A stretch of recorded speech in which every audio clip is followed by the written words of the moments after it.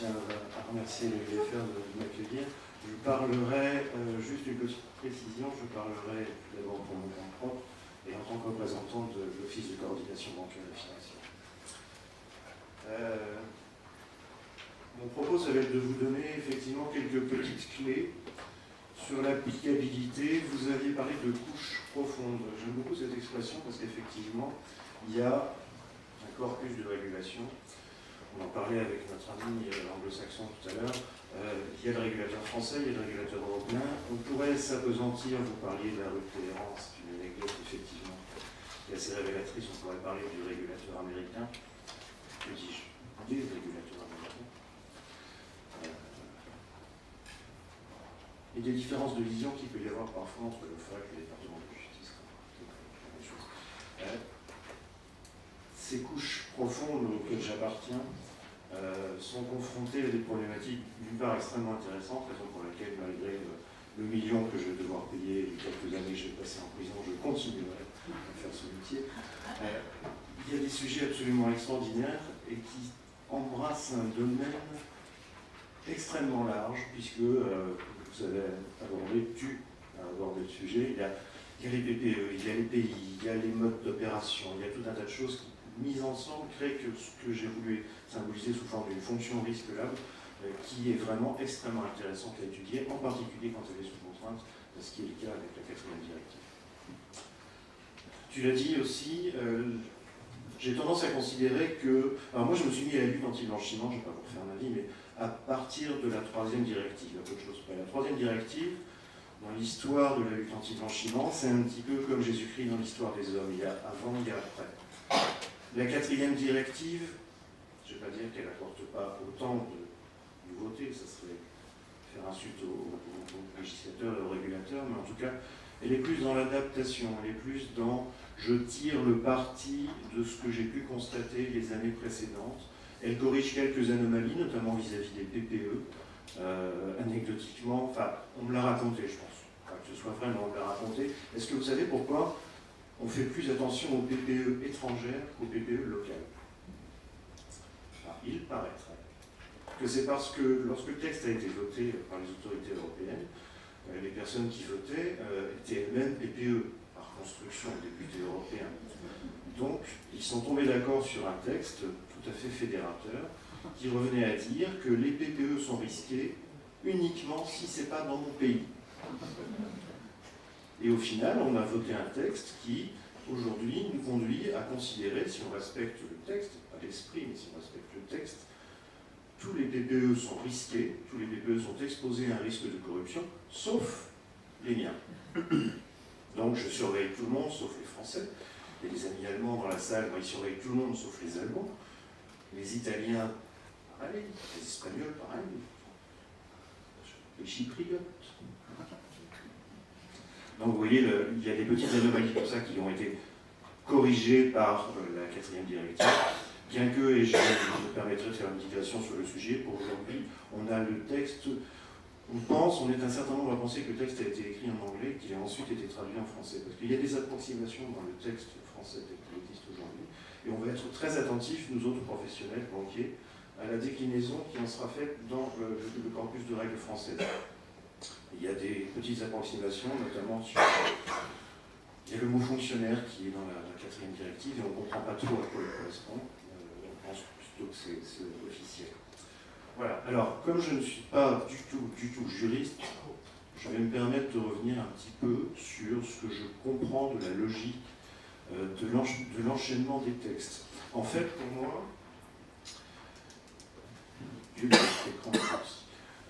pour moi, on a parlé de KYC, c'est un anglicisme, c'est le seul que j'utilise, KYC, Know Your Customer. La connaissance du client, elle est consubstantielle de la lutte anti-blanchiment. Les textes nous disent, vous devez regarder de près tout ce qui n'est pas normal dans le comportement du client.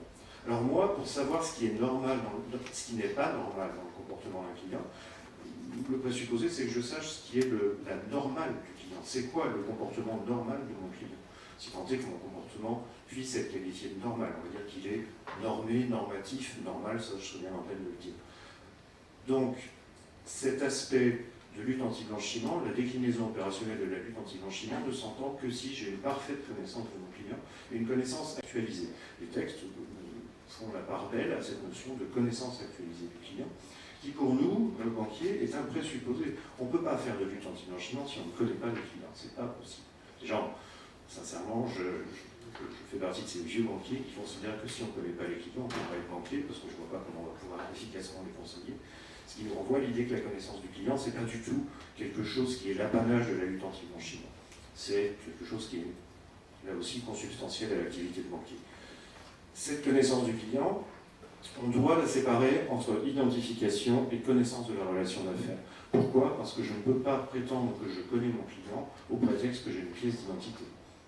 Vous en serez d'accord, j'imagine. Parce que j'ai une pièce d'identité dans le dossier, je ne dis pas qu'il ne faut pas l'avoir. Je dis que je ne peux pas me satisfaire d'une pièce d'identité pour prétendre connaître mon client. C'est juste pas possible. Donc, cette identification qui ne se borne pas aux aspects juridiques, il y a aussi les bénéficiaires effectifs, tu abordes le sujet, j'y viendrai moi aussi, elle n'est qu'une partie du KYC, puisque la connaissance de la relation d'affaires, c'est comment est-ce que mon client fonctionne chaque jour. Et c'est un phénomène itératif, un phénomène d'une espèce de cercle vertueux, qui fait qu'en analysant chaque jour, chaque mois, le mode de fonctionnement de mon client, je vais pouvoir détecter des évolutions et je vais pouvoir détecter des anomalies éventuelles. Donc les deux se nourrissent. Vous avez le KYC actualisé qui fiabilise la vigilance constante, et vous avez la vigilance constante qui permet de détecter les anomalies et de fiabiliser, d'actualiser le KYC. C'est cette espèce de petit cercle vertueux vers lequel nous courons tous, nous autres qui faisons de la lutte anti-blanchiment dans la banque, puisque la 4e directive, elle est faite pour tout le monde. Elle est faite pour les commissaires-priseurs, elle est faite pour les agents joueurs de football, je sais pourquoi. Elle est faite pour tout un tas de métiers qui peuvent avoir des relations tout à fait ponctuelles avec le client. Nous avons une relation suivie. La relation de banquier, ce n'est pas une relation de vente, c'est une relation d'après-vente. Je ne sais pas si beaucoup d'entre vous ont souscrit un crédit immobilier. À cette occasion-là, ils sont peut-être restés avec la banque qui leur avait prêté de l'argent il y a 10 ans, il y a 15 ans, il y a 20 ans, il y a 30 ans. Donc notre relation est une relation dans la durée, ce n'est pas du tout une relation ponctuelle. Donc cette 4e directive, elle est obligée de satisfaire un petit peu tout le monde. Et pour les banquiers, l'obsession, c'est vraiment la connaissance actualisée et permanente de notre client. Pourquoi? Parce que les banques, si vous prenez l'analogie avec le corps humain, on est un petit peu le cœur qui fait circuler la monnaie. En plus, on crée de la monnaie au-delà de la faire circuler. On a ce privilège rare.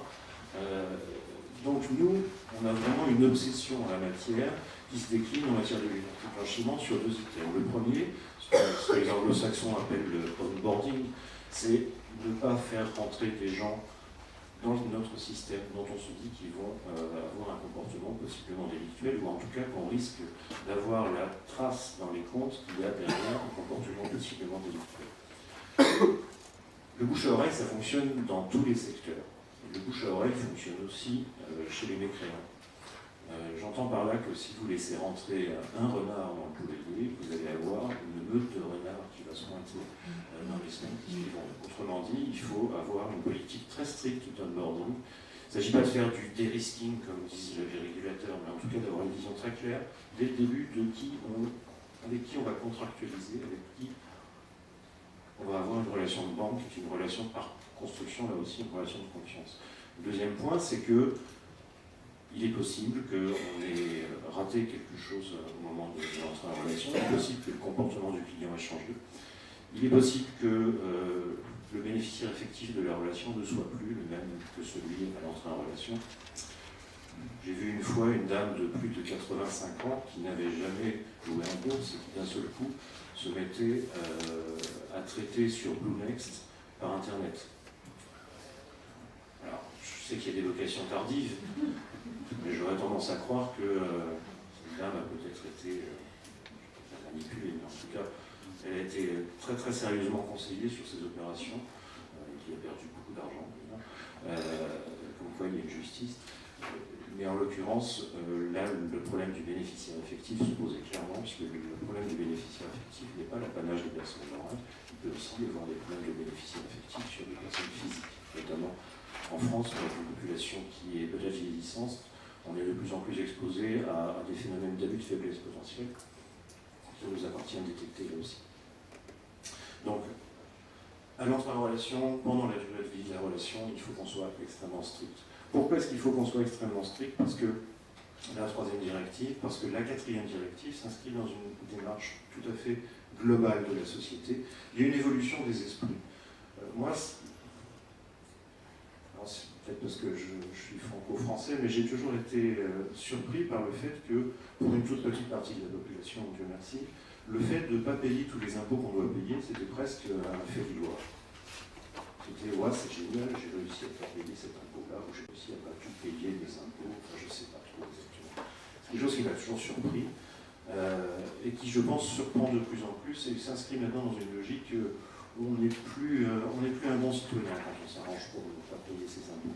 On peut optimiser, on peut faire du locatif, hein, je ne vais pas jeter l'opprobre sur tous les programmes locatifs et tous les programmes pour lesquels l'État a une vraie politique fiscale pour favoriser l'épargne privée vers des domaines économiques sur lesquels elle souhaite la favoriser. Il n'en demeure pas moins que le fait de s'arranger pour ne pas payer d'impôts alors qu'on devrait en payer, c'est de moins en moins une performance civique, on va dire. Donc c'est assez intéressant. Ça s'inscrit dans des démarches globales que sont, alors FATCA, je ne vais pas dire tristement célèbre FATCA, parce que l'applicabilité des normes FATCA en France, c'est quand même quelque chose d'assez délicat. DFA qui arrive, Dodd-Frank Act, qui est un petit peu... on a peigné dans un sens, maintenant on va peigner dans l'autre avec le Dodd-Frank. Et surtout l'application européenne, enfin en tout cas presque la transcription en Europe de FATCA, qui est CRS. CRS, Common Reporting Standard, qui est un programme piloté par l'OCDE à la demande du G20, qui va, bon, je vais la faire très courte, mais qui va permettre de systématiser les échanges d'informations sur les avoirs et les revenus entre pays au début c'était l'Union européenne, ensuite ça s'est élargi, mais maintenant il y a je crois 80 ou 90 pays qui ont signé les normes CRS. On pourrait citer ceux qui ne les ont pas signés, mais je pense que c'est juste un oubli, parce que là ça reviendrait aussi à les désigner comme des endroits où on n'a pas envie d'être transparent, et ça c'est compris dans l'air du temps, c'est pas du tout quelque chose de satisfaisant. Donc, autre point, là c'est presque, je vous le dis, je ne suis pas du tout juriste, donc du coup j'aime bien essayer de comprendre les textes. J'étais stupéfait par le fait que le blanchiment, qui avant était, on en parlait surtout dans le code monétaire et financier, le COMOFI, donc pour ceux qui sont de la partie, le COMOFI, bah, ça a toujours un côté un peu confidentiel, quoi. Enfin on est entre nous, quand on parle du COMOFI, on parle du 561-2-3-4, verset 5, on est dans une logique qui est une logique qui nous est propre. Et là, d'un seul coup, on a sorti cet aspect blanchiment pour le rentrer dans le code pénal. Donc là, on est vraiment...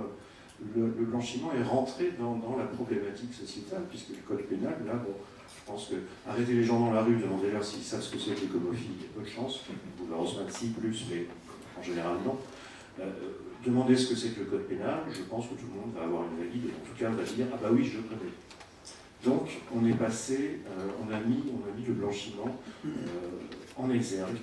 La création du 324-1-1 du code pénal est à ce sens à la hauteur, d'autant plus qu'il est sorti, si j'ai bonne mémoire, fin 2013, donc dans le cadre de tout un tas de mesures qui avaient pour vocation de, je ne vais pas dire moraliser, mais rationaliser certains aspects de la vie politique.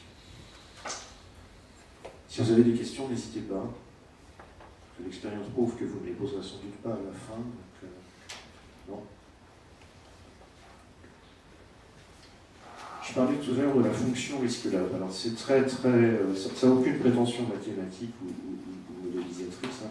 C'est juste la traduction en une ligne de ce que disent les textes. Parce qu'en fait, les textes nous disent que le risque, il dépend du client, du type d'opération. Alors les clients, ça peut être quoi? Vous avez... statutairement, les PPE sont considérés comme risqués. Je suis assez réservé sur cet aspect-là parce que PPE... je suis réservé pour deux raisons. La première d'entre elles, c'est que les PPE, les vrais, savent qu'ils vont être surveillés de près. Donc quand on demande à quelqu'un s'il est PPE lors de l'entrée en relation, en général, comme disent nos amis anglo-saxons, les dindes ne votent pas pour Noël. Donc du coup, en général, le PPE ne va pas dire qu'il est PPE. A l'inverse, vous avez des gens qui sont peut-être un petit peu mythos, qui vont dire oui, je suis PPE, parce qu'ils sont conseillers municipaux, par exemple. Donc ça peut être un premier problème. Le deuxième problème, c'est que je ne pense pas que la problématique de corruption se pose, dans certains pays, se pose au niveau des élus. La capacité, en tout cas l'intérêt de corrompre est sans doute plus élevé auprès de certains fonctionnaires d'une machine territoriale, par exemple, qu'il ne l'est auprès d'un député, d'un sénateur ou d'un ministre. Un ministre, c'est pas forcément utile de le corrompre parce que sa durée de fonction est pas énorme, en tout cas elle n'est pas prédéterminée. C'est différent pour un député, ça l'est encore plus pour un sénateur, bien sûr. Mais je pense qu'il y a des fonctions intermédiaires qui donnent plus facilement accès à un pouvoir de décision non discutable, puisque quelque part c'est ça la définition du PPE, et que ces postes-là sont à des niveaux qui ne sont pas nécessairement dans les listes officielles de personnes politiquement exposées, dont nous aurons la disposition dans quelques mois normalement. La deuxième catégorie de clients à risque, ce qu'on appelle les clients à risque, il appartient à chaque établissement d'élaborer sa propre cartographie des risques. Et chaque établissement détermine quels sont les critères qui vont faire que ce client-là est potentiellement en risque. La logique n'est pas d'interdire d'entrer en relation avec quelqu'un qui est un client à risque, c'est simplement de savoir qu'il est à risque et d'adapter la vigilance en fonction de ce niveau de risque. Par provoque, je disais qu'il fallait revoir la cartographie, et en particulier à l'aune des projets de loi de finances. C'est moins vrai maintenant, mais il y a quelques années, lorsque vous lisiez un projet de loi de finances, vous regardiez là où étaient les futures niches fiscales, et là vous trouviez les nouveaux terrains de jeu des fraudeurs. Le Grenelle de l'environnement, à ce titre, a été assez fédérateur pour les agrefins, dans la mesure où on a vu fleurir des activités, en particulier de tout ce qui était photovoltaïque. Il y a eu énormément d'arnaques au photovoltaïque. Les éoliennes, c'est plus délicat à gérer, mais en tout cas les photovoltaïques, les énergies nouvelles, tous ces secteurs, c'était un petit peu sulfureux, se sont jetés là-dessus, et sur des structures qui avaient été créées par des gens qui ne connaissaient strictement rien d'ailleurs, uniquement au prétexte de cette niche fiscale qu'il pouvait y avoir. On a pu constater un certain nombre d'arnaques aussi sur des investissements, supposés investissements qui venaient dévoyer des lois, je pense à la loi Ponce ou à ce genre de loi qui était destinée à favoriser les investissements dans les lottos. C'est moins vrai maintenant, les finances étant ce qu'elles sont, il y a de moins en moins de niches fiscales, donc ce phénomène d'adaptation à la projet de loi de finances est moins vrai aujourd'hui.